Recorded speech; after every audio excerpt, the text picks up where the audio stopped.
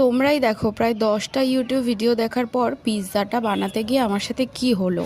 সসটা আমি নিজেই তৈরি করেছিলাম বাড়িতে, চাইলে রেসিপি দিয়ে দেব। এখানে আমি টপিংসে দেব গ্রিন ক্যাপসিকাম, অনিয়ন, পনির আর বাটার মাশরুম। তো মেনলি এখানে আমি পনির আর মাশরুম মোমো তৈরি করছি। দেখা যাক কেমন হয় ওভারঅল। আমি সব কিছু কিন্তু শপিং মল থেকে কিনে এনেছি, শুধু এই মাশরুম আর পনিরের প্রিপারেশনটা নিজেই তৈরি করেছি, আর সসটাও নিজেই তৈরি করেছি। আর এখানে রয়েছে একটা মোজরেলা চিজ। তো চিজটাকে আমি কেটে তারপরে ওপরে ঠিক এভাবে দিয়ে দেব। আর একটা দেওয়ার সেরকম জায়গা ছিল না, তাই আমি কাটিং করে ঠিকভাবে দিয়ে দিয়েছি। অনেক দিন ধরে ভীষণ পিৎজা খাওয়ার ইচ্ছে ছিল, কিন্তু অনলাইনে 500-550 টাকা দাম।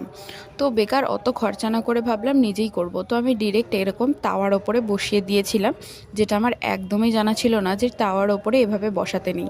আমি একটু বাটার ব্রাশ করে তাওয়ার ওপর বসিয়ে দেওয়ার ফলে পিৎজাটার হালত ঠিক এরকম হয়ে গেছে। দেখো তলাটা দেখেছো কী অবস্থা, কিন্তু ওপরের টপিংসগুলো কি সুন্দর টেস্টি হয়েছিল গাইস।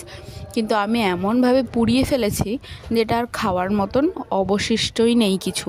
যদি এভাবে পুড়ে না যেত খেতে কি দুর্দান্ত হতো, দেখতেও দুর্দান্ত লাগছে। আমি ওপরের টপিংসটা খেয়ে দেখলাম দারুণ হয়েছিল, বাট কি আর করার, কপালে না থাকলে কেঁদেও কুল নেই, তাই না? ভাবলাম বিগ বস 18টা দেখতে দেখতে পিৎজা এনজয় করব, কিন্তু কপালে নেই, কি আর করা যাবে। তাই মন খারাপ করে এইটাই একটু টেস্ট করে নিলাম, আর ওপরের পনির আর মাশরুমগুলো বেছে বেছে খেয়ে নিয়েছি। ব্যাস, আবার নেক্সট টাইম আর একটা বানানোর চেষ্টা করব, কিন্তু এভাবে নয়। কিভাবে করতে হবে আমাকে একটু বলে দিও না প্লিজ। মাইক্রো ওভেনে করলে ভালো হয় জানি, কিন্তু আমার কাছে মাইক্রো ওভেন নেই। তো মাইক্রো ওভেন ছাড়া আমি কিভাবে করব সেটা আমাকে কেউ জানলে একটু জানিও প্লিজ। আর চিজটা খেতে ভীষণ টেস্টি ছিল, কিন্তু এভাবে তো শুধু চিজ খাওয়াটা ঠিক নয়, আর খেতে ভালোও লাগবে না, তাই খাইনি। এভাবে বেছে বেছে খেতে হয়েছে আমাকে। কিন্তু পিৎজাটা দেখতে কেমন হয়েছে তোমরা কিন্তু অবশ্যই আমাকে জানিও।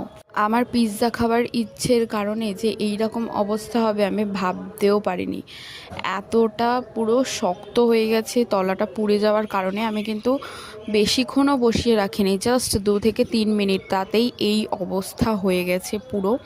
তো আমার মনে হয় যে এটা ডিরেক্ট এভাবে গ্যাসে বসানো উচিত ছিল না, নয়তো প্রেশার কুকারের ভেতরে বসানো উচিত ছিল, নয়তো বড় কিছুর ভেতরে স্ট্যান্ড দিয়ে বসানো উচিত ছিল।